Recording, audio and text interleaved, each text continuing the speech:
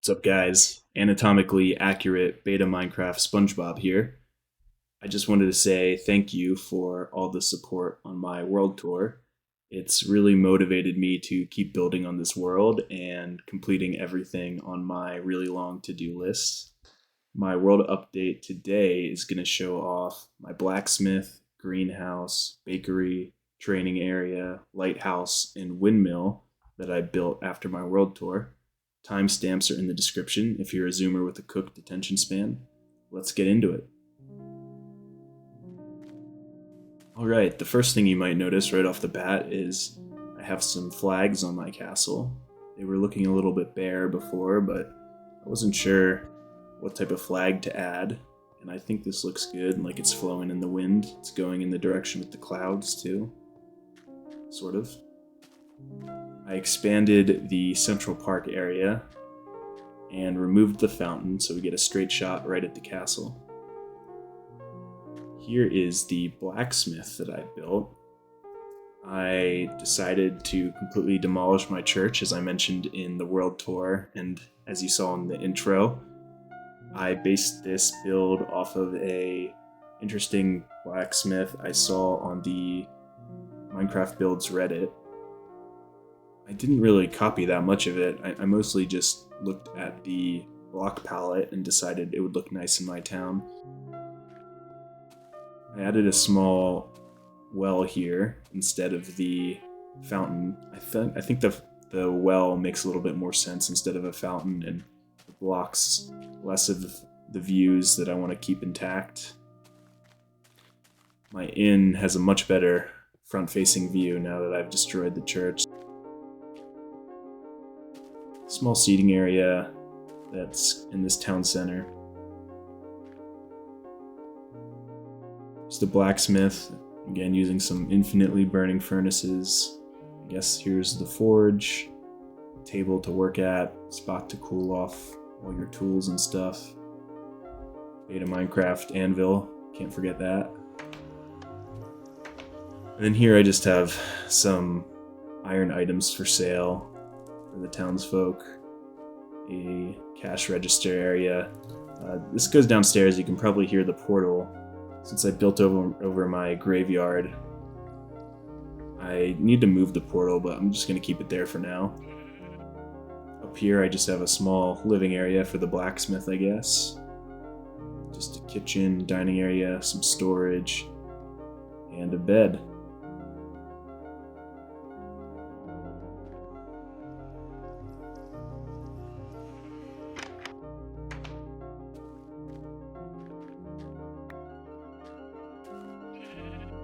Next, here's another nice view of the blacksmith. Up next, I have a greenhouse that I built. And as you can see, I also have a little pond area on the outside with some mallard ducks. I saw Mongster make some gold ducks in his alpha world. I really like that idea. I think I've seen these ducks before in other Minecraft worlds, but he was the one that reminded me that you can build ducks this way, and I really like it in my ponds. I think it's a nice detail. I just wanted to mallardify it with these three different blocks. I think that looks pretty nice.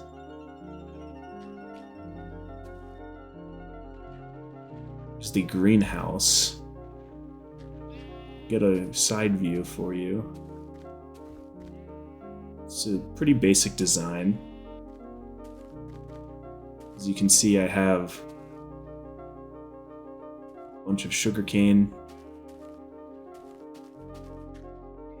leaves kind of around the outside edge. The wooden border is nice because it allows you to add some foliage drooping over the top like vines. I think this really makes the greenhouse look super lush. I think the outside looks great too because of the foliage that covers the glass walls. Again, placing ferns down using one of the mods in Beta Unleashed. I'm not exactly sure which one. And over here I just have saplings and flowers, mushrooms and pumpkins for the rest of it. I think we'll go to the bakery and then we'll continue right through the greenhouse. Sheep is in a dangerous position. Alright, this is the bakery. I called it Bartholomew's Bakery for some nice alliteration. It's just a cozy spot to buy some cakes and whatnot. You actually can only buy cakes. There's not many other baked goods you can put on display. So here's the kitchen and sort of the display room for where people in line can go and look at the cake they want, pick it out, take it back to their table, or take it somewhere else in the town. And of course, as everyone knows, cakes are they're baked in the oven with an open flame fire behind them, exposed. That's definitely how it works. And a small balcony to eat some cake outside. Get lots of bugs swarming around you from the nearby trees.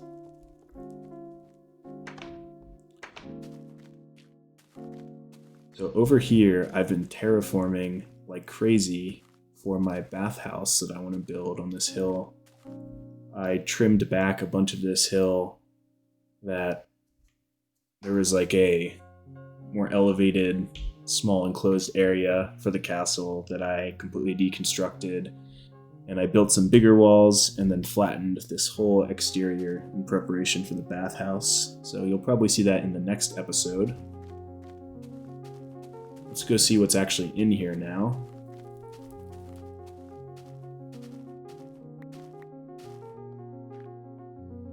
Right, so we have this training area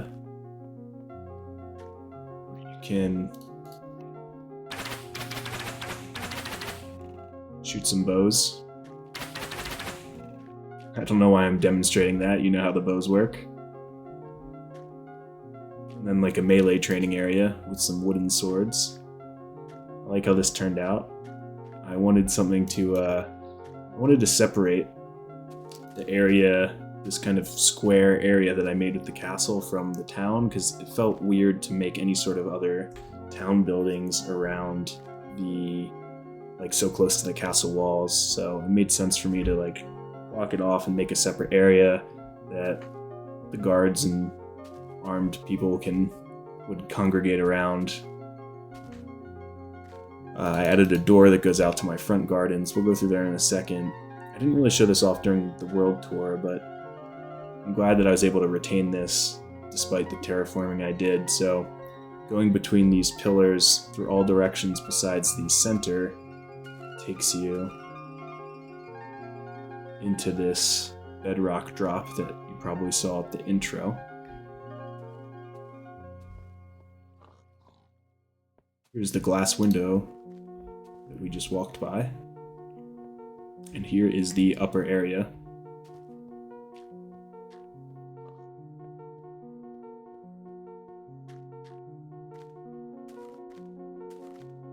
Alright, I think I'm going to cut real quick and take you to the lighthouse. It's a bit of a walk, so I'll either fast forward or cut from here.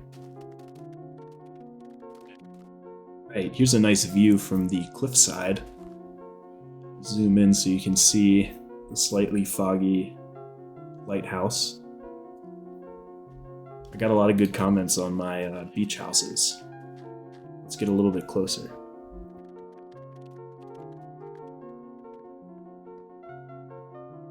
So like I was saying, I got a lot of good comments on my Reddit post and on my video about the beach houses. I was surprised so many people liked them, but only because they're kind of simple and this village doesn't really like make as much sense compared to the rest of the world. But I think the pop of color makes this area look very friendly and happy and welcoming. So I think there's something that people liked about that. That being said, because of all the color I used for these houses and some of the color that's coming through with the sandcastle, I wanted the lighthouse to not be the traditional red and white lighthouse. I thought it would look a little bit better using gray wool and snow, and I'm really happy with how this lighthouse turned out. I think it might be my favorite out of the builds I'm showing out today. It's not a super complicated design. I'll actually show you the reference image that I used to kind of base it off of. I liked using the gray wool and snow though. I think that looks really nice and there's just so much color in this area now, so I'm really glad I went with gray and white instead of red and white. Let's take a nap. I'll walk back up to the garden that I revamped next.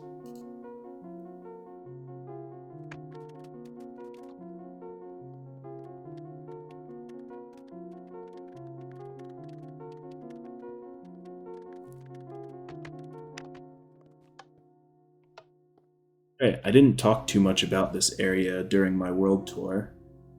There wasn't really much to say. So previously, I had rows of red and yellow flowers that I don't think looked particularly good. There was really nothing else in this garden area besides the leaves that segmented it off. So I made the top of the leaves a little bit more fluffy with the use of this floating piece of wood. I made the flower garden less dense, broke them up, added some grass, added some mushrooms to the bottom. Forget if I extended this path or not. I think the paths were here before. Built a small bench and constructed these nice uniform trees in both the sides. This goes out to the wheat field right next to the farm, or right next to the castle. And then I have another door right over there that goes back to the archery area that I mentioned earlier. Revamped the garden a little bit. I really like this view of the garden with the back of the blacksmith and the greenhouse overlooking it. This view is pretty much the same, but I revamped the elevated beds and turned them into mushroom beds like we saw in the backyard. These mushroom beds, previously they were flower beds, and it just looked a little bit too similar to all the flowers on the ground. I think it's better being distinct. After I added the ducks, I decided to swap out the slabs for wood on the exterior edge of this tiny pond, just for some more contrast. I actually think it adds a bit of color that makes it really nice. Looked weird having a bunch of duck bills all around the edge. I think that's all I did with the garden. The other really minor detail was just changing these were previously trees and planters, and I think I switched them to be a little bit wider and have some benches. Alright, let's go walk towards the windmill. That's the last thing I'm going to show off.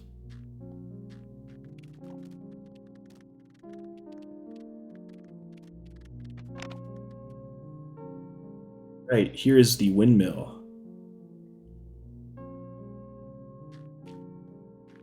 Adds a lot to this pretty barren, gigantic wheat field.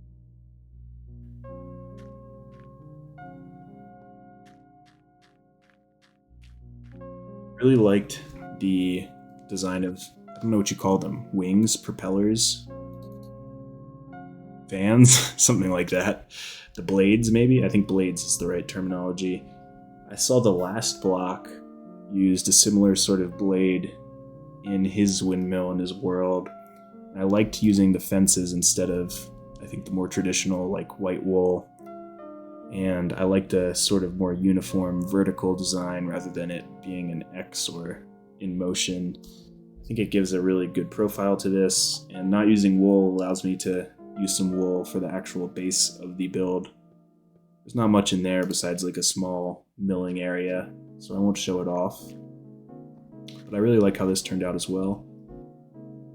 One thing I noticed too with the last block was that he made the weird part about this is like the vertical fences you need to use 3, but for the horizontal fences you only need to use 2 to kind of give it the same width. But he only used 2 for the vertical ones, and I did the same thing when I was kind of looking at his design, and it took me a while like staring at it trying to figure out what looked off, and finally realized that, oh yeah, the vertical fences look a little bit different. And you might have just seen over here that I'm starting to work on my stilted village. I have like a pathway up and some random, or not random, quite uniform pieces of dirt and logs set up for different towers that are going to overlook this whole lake. So I don't really have a full design for this yet. I think I'm going to go back and keep working on the bathhouse next, but I'll probably work here from time to time between videos or between projects when I get bored.